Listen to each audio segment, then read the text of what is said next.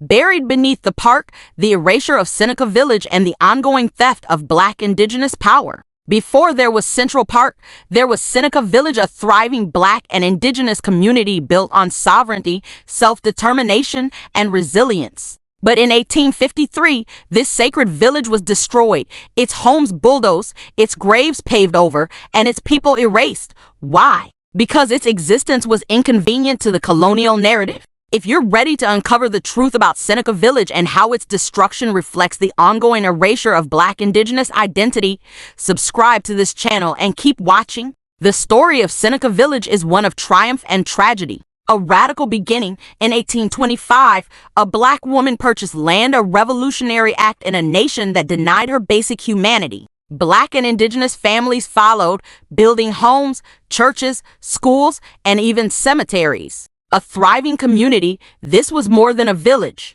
It was a vision of self-determination where people lived with dignity and built a future for their children. Before Central Park was known as Central Park, it was the location of Seneca Village, a neighborhood full of prosperous Black Americans. At its peak in about 1855, the neighborhood had over 50 homes, a burial ground, a school for Black kids, and 3 churches, like this one, All Angels Church, which you can see the outline of right here. However, in 1857, the city government used a law known as eminent domain to forcibly remove all of the residents of Seneca Village. To gain public support, they even had a smear campaign where they referred to the people who lived here as tramps, squatters, and thieves. Afterwards, about 300 citizens who used to live in Seneca Village were displaced, and because the law at the time required Black men to own land in order to vote, it was also a form of voter suppression. The threat to white supremacy, Seneca Village challenged the lie that Black and Indigenous people couldn't thrive. Its success made it a target for destruction under the guise of urban development. What was lost wasn't just land, it was a legacy, a sacred space bulldozed to make way for grass, trees, and walking paths. Before Central Park, before those 800 acres became the most famous public space in the world, there was Seneca Village, and like so much Black history in America, white people buried it. They called it a shanty town. That's how newspapers framed it. That's how politicians justified what they did. A convenient lie to erase 1,600 people who built something extraordinary. In 1825, a Black woman scraped together enough money to buy land there. Others followed.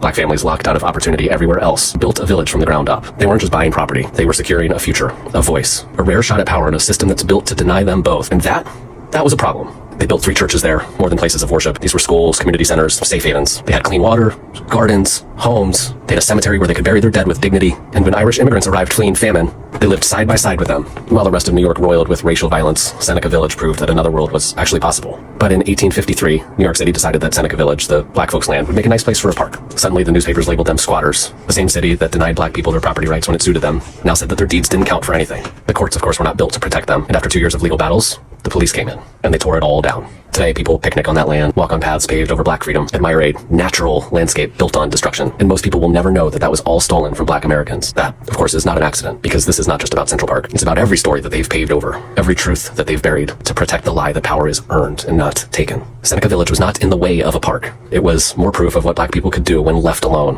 when allowed to exist peacefully. And that scared the shit out of white people. They erased Seneca Village from the map, but they couldn't erase what it means. And if you understand that, then you understand why they never wanted you to know it existed in the first place. Here's the devastating truth.